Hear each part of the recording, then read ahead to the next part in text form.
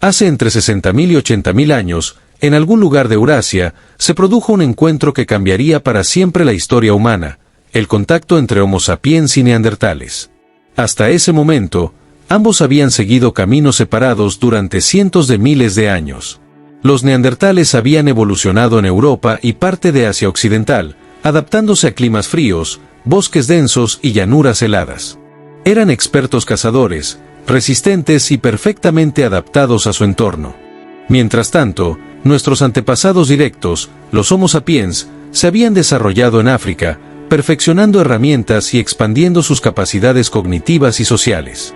El acercamiento entre ambos no fue inmediato. Los sapiens avanzaban poco a poco hacia el norte y el este, siguiendo rutas de migración animal y buscando nuevos territorios ricos en recursos. Las huellas arqueológicas sugieren que los primeros pasos hacia Eurasia no fueron grandes invasiones, sino pequeños grupos exploradores que se desplazaban por costas, ríos y llanuras abiertas. En ese avance, tarde o temprano, debían encontrarse con los dueños de esas tierras, los neandertales. El primer contacto pudo darse en regiones como el actual Medio Oriente, una zona de transición donde climas templados, pastizales y bosques se mezclaban, ofreciendo abundancia de agua y alimento.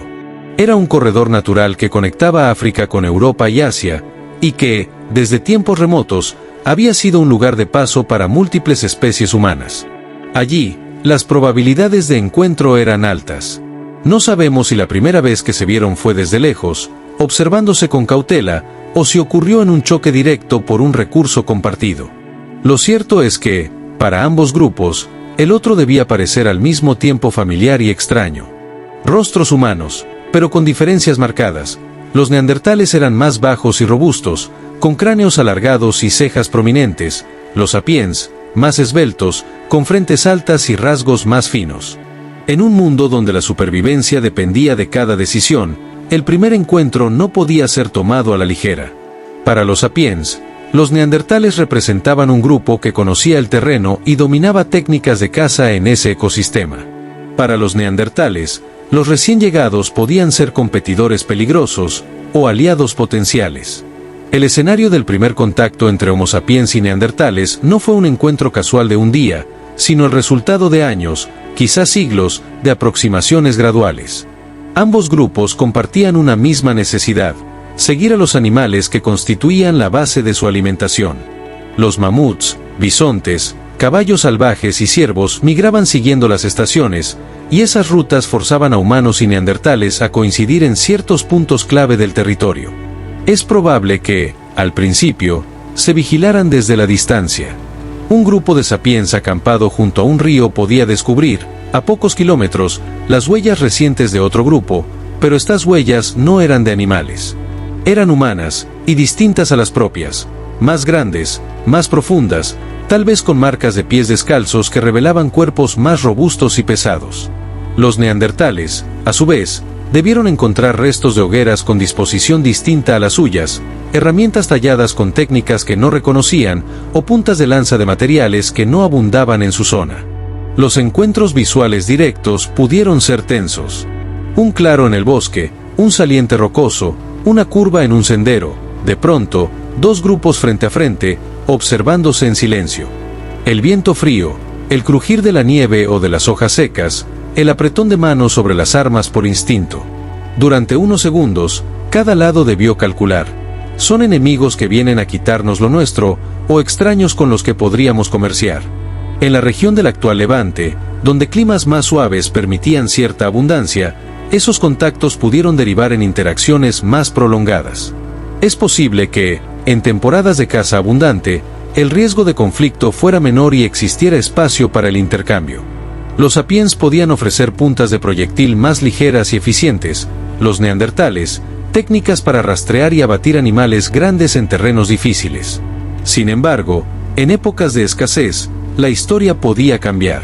Un mismo manantial o un valle con caza abundante podía convertirse en objeto de disputa.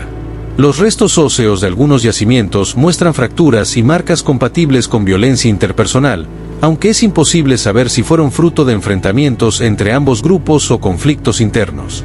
La comunicación debió ser uno de los mayores retos. Aunque ambos poseían lenguaje, Sus formas de expresarse podían ser diferentes, tanto en sonidos como en gestos.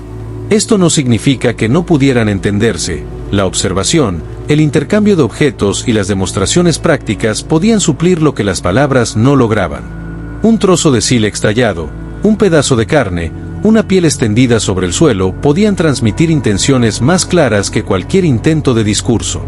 Este primer contacto no fue un momento único en un lugar concreto. Ocurrió en distintos puntos y de distintas maneras, a lo largo de generaciones.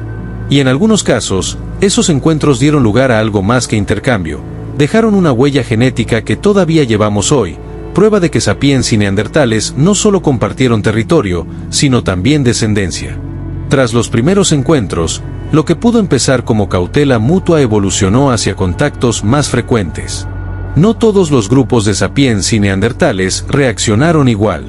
En algunas regiones, la desconfianza permaneció durante generaciones, manteniendo a cada comunidad en su propio territorio.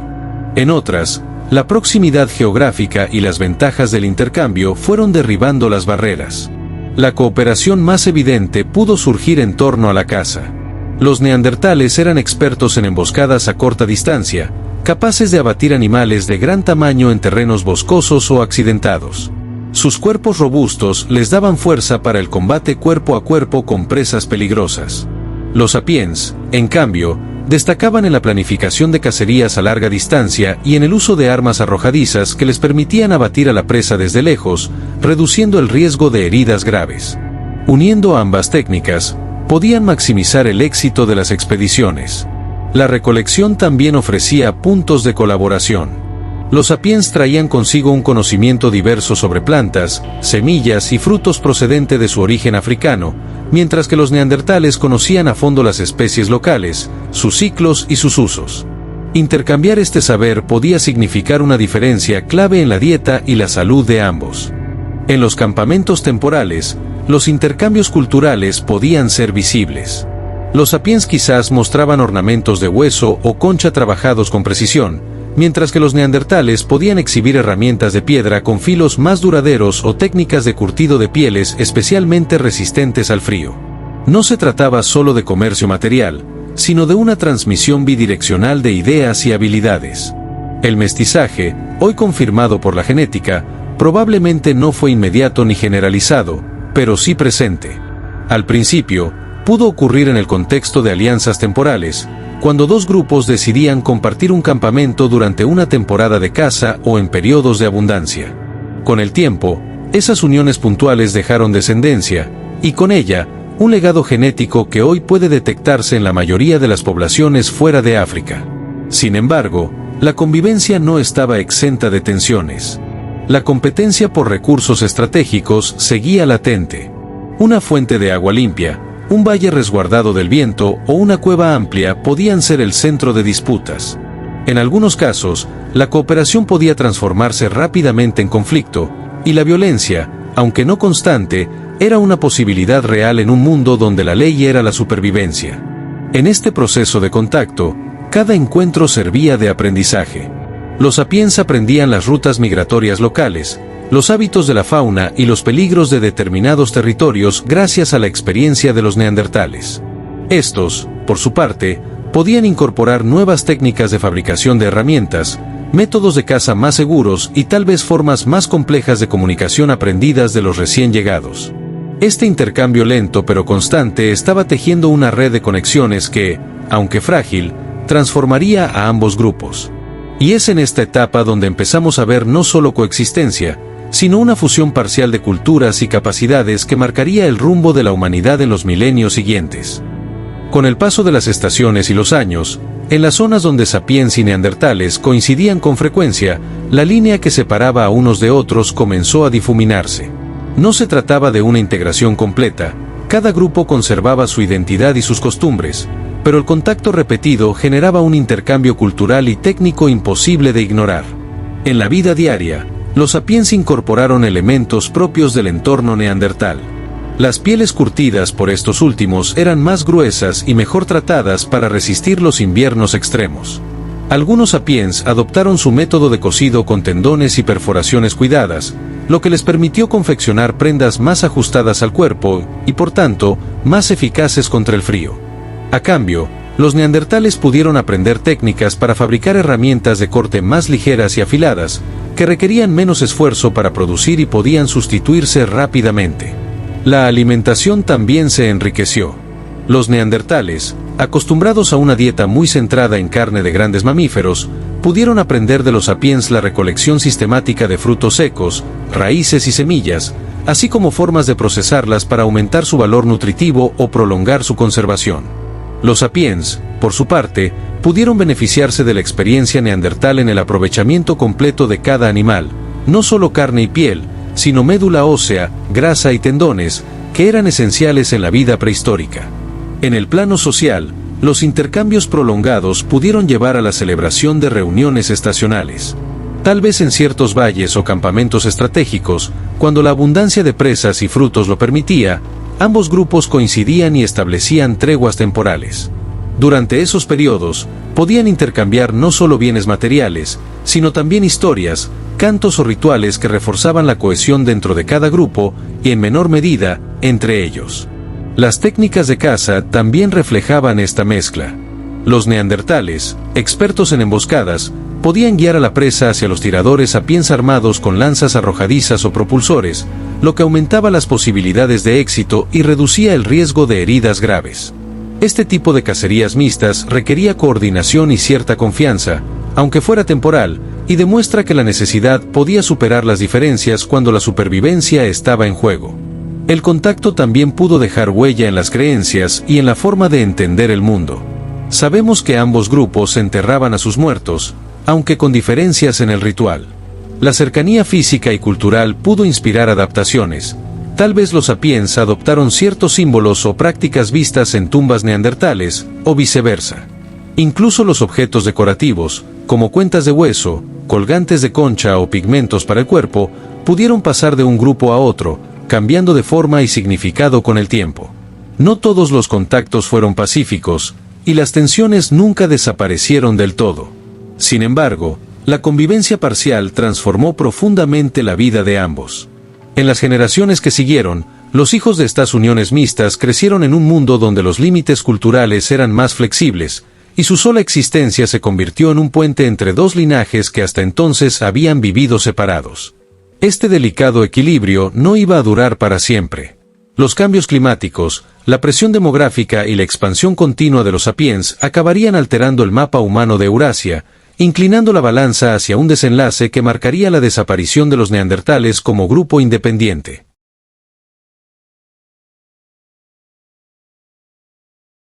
Durante miles de años, sapiens y neandertales compartieron territorios, recursos y, en ocasiones, vínculos familiares. Sin embargo, este equilibrio siempre estuvo condicionado por el entorno y por la capacidad de cada grupo para adaptarse a los cambios. Alrededor de hace 45.000 años, un nuevo conjunto de factores comenzó a inclinar la balanza. El clima de Eurasia experimentaba variaciones bruscas. Los ciclos de glaciación y deshielo alteraban los ecosistemas de forma impredecible. Zonas antes ricas en caza podían quedar vacías en cuestión de años, y áreas fértiles podían convertirse en terrenos áridos. Los sapiens, con redes sociales más extensas y estrategias de supervivencia más flexibles, parecían adaptarse con mayor rapidez a estos cambios, desplazándose grandes distancias y ocupando nuevos nichos. La demografía también jugó un papel decisivo.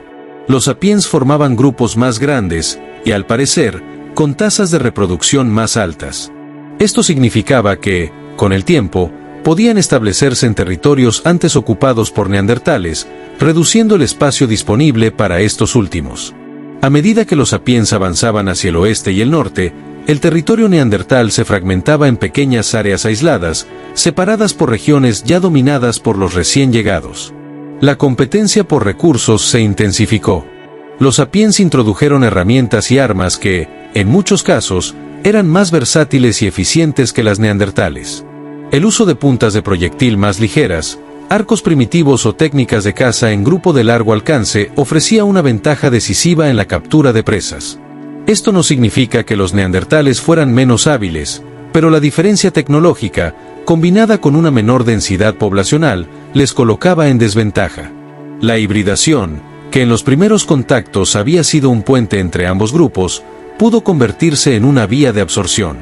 Con cada generación mixta, las características neandertales se diluían dentro de poblaciones sapiens en expansión. En algunas regiones, los neandertales dejaron de existir como comunidad distinta antes de desaparecer físicamente. Su cultura, sus técnicas y sus rasgos quedaron integrados en las sociedades sapiens que ahora dominaban el territorio. En este contexto de presión ambiental, competencia y desplazamiento territorial, los neandertales comenzaron un lento pero irreversible declive. En unos pocos miles de años, su presencia se redujo a pequeños enclaves, hasta que finalmente desaparecieron por completo como grupo reconocible. Cuando el último grupo de neandertales desapareció, hace unos 40.000 años, no se extinguió únicamente una especie humana. Desapareció un linaje que había prosperado en Europa y parte de Asia durante más de 300.000 años, sobreviviendo a glaciaciones, catástrofes naturales y desafíos que pocos habrían soportado. Su ausencia dejó un vacío en el mapa humano, pero no en nuestra historia. Hoy sabemos, gracias a la genética, que los neandertales no se esfumaron del todo. Entre el 1% y el 3% del ADN de la mayoría de las personas fuera de África procede de ellos. Este legado no es anecdótico, incluye genes relacionados con nuestro sistema inmunitario, nuestra capacidad de adaptación al frío y posiblemente con aspectos de nuestra biología que aún seguimos descubriendo. En cierto sentido, los neandertales siguen vivos en nosotros. Su desaparición también nos recuerda que la historia humana no es lineal ni inevitable. No fuimos los únicos humanos, ni los más longevos en términos de permanencia sobre la Tierra. Nuestra supervivencia fue fruto de una combinación de adaptación, innovación y circunstancias que podrían haber sido muy diferentes. En otro contexto, quizá ellos habrían contado nuestra historia. El día que los humanos modernos se encontraron con los neandertales no fue un simple episodio de contacto entre dos poblaciones. Fue el inicio de un proceso de intercambio, convivencia, competencia y mestizaje que dejó una huella indeleble en lo que somos hoy. La memoria de ese encuentro sigue viva, no solo en el ADN, sino en la certeza de que, en un tiempo no tan lejano, no estábamos solos.